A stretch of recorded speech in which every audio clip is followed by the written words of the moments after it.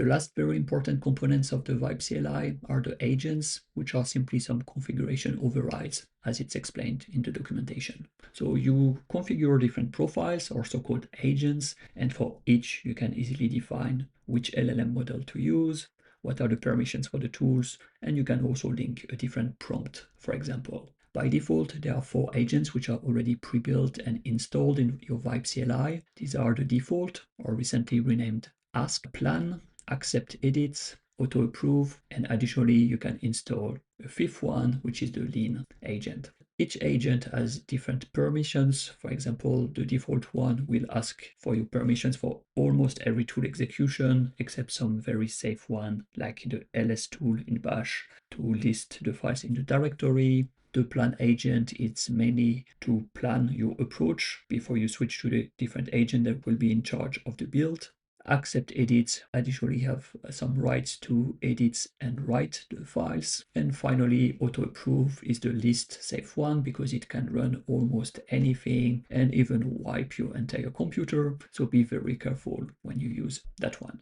We can see that the default agent is accept edits, and if I press Shift and Tab on my keyboard, I can switch between different agents. The next one is the auto approve. This README writer is one that I define myself, a custom agent, and I will show it to you afterwards. And then there is this one, which used to be named default and now is named ask. You can also go to the configuration with /config, filter for agent, and you will see here that you can define, for example, what is the default agent when you run Vibe, and you can also go through different configuration items to enable or disable specific ones. In the documentation, they also show you how you can create your own agent, and you need to place it in the .vibe directory. It can be the global one or the one in your project folder. Then you need to create this agents directory, and finally a .toml file that represents your agent. Within it, you will define the agent type. It can be an agent or a sub-agent to be called by a main agent, the display name, the description, the safety, which is just a visual hint. This is just the color which is used by the agent. So neutral would be white, for example. Safe is green. Accept edit. I forgot the exact name. This is maybe the destructive one. And finally, the red one is yellow, the one which is the least safe. So it does not enforce any specific permissions or safety measures by itself. This is just a visual hint to remind you what are the permissions associated with that agent. You can define what is the active model which is used by this agent. And you see, for example, by default, I'm using GLM here for auto approve. And if I switch to my custom agent, it automatically switches the model because this is the one I defined for this specific agent. You can define separate prompt for this agent, and this is the name of your markdown file, which is in the prompts folder. You can refer to the previous video we made about the prompts, and then you can define different lists for the tools that you want to enable or disable, and finally define some permissions at the tool level. And notice the syntax. You need to type tools dot the name of the tool, and after that you can define the permission. It can be ask,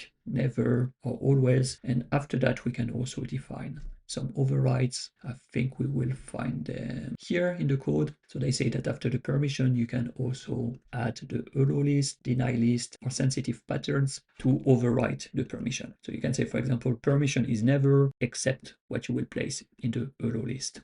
And if you want to see some examples, I found this very good repo from Pavel, where he defined a few sub-agents, and the syntax is exactly like a main agent. So you can go through these files and you can check how the syntax works. It will give you a good understanding on how to write your own agents. I didn't want to rewrite all of this when there is already a very good example from someone else. So I would just recommend you to check his repo and check the different agents to understand how you can, for example, use these sensitive patterns, allow list, deny list, and so on. It will give you some good ideas on how you can define your own agents. If you want to know what are all the tools available, you can also go to the Mistral Vibe repo, and within core, you can go to the tools.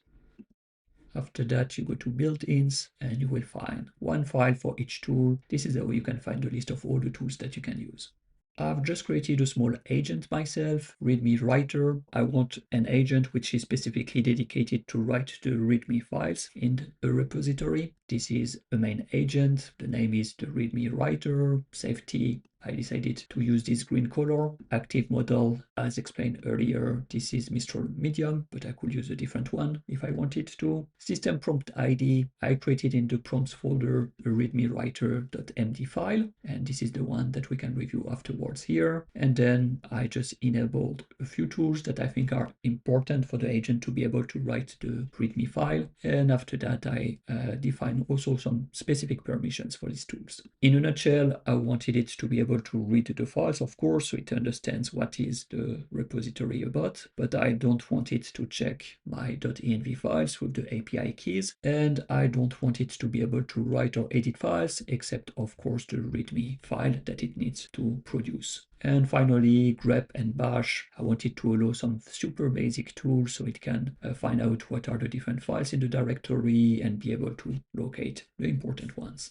Here's the prompt that I created for this agent. So this is just to explain what I want, how I want the README file to be formatted. So for example, to include an overview, how to install my project, configuration, and some examples. So I've just copied a repository and removed the README files that I used to have. And let's try to use the agent to reproduce it. So I will just open in the terminal, open Vibe. I will press Shift and Tab to switch to my agent, and I will just ask to create the README file.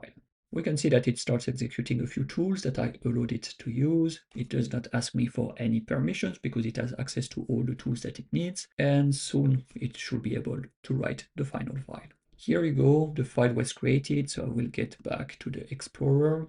I will open it and see how it looks like with this overview. And I can see that it respected the structure that I defined in the prompt to start with an overview, to follow with the installation, and to include some examples. So it looks good enough for me. This is something that I will feel confident including on my GitHub. That was a very short overview for the agents, and you can see how handy it is that you can switch between different profiles with different permissions. So whenever you've got a specific task in mind, you can make sure that it has access to the right tools, that it is safe to do so, and that it will also use some specific instructions and models to achieve the task. I will see you in the next video. Bye bye.